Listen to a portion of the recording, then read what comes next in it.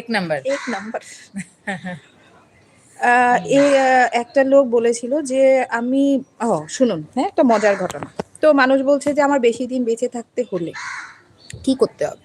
स्वास्थ्य সম্পর্কে সচেতन থাকতে হবে।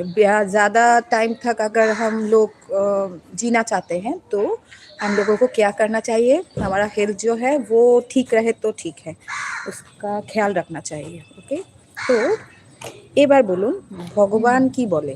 ভগবান বলে যতটুকু তোমাকে শ্বাস দিয়েছি তার বেশি তুমি একটা শ্বাসও নিজে থেকে নিতে পারবে না, কারণ ওইটা আমি তোমার জন্য ধার্য করে রেখেছি। মানে जितना सांसें हैं उतनी ही हम लोग ले सकते हैं, भगवान इससे ज़्यादा सांसें नहीं देते हैं तो हम नहीं लेते।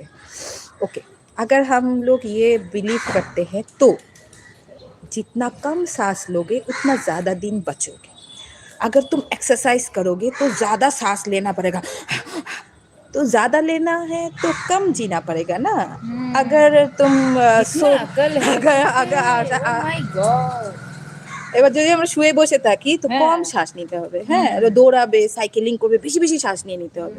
মনে করো একদিনে শ্বাস আছে, মনে করো আমার 10টা নিতে হলো, ওইটা যদি আমি 20টা নিয়ে ফেলি তো পরের দিন তো বাঁচবো না, নেভার।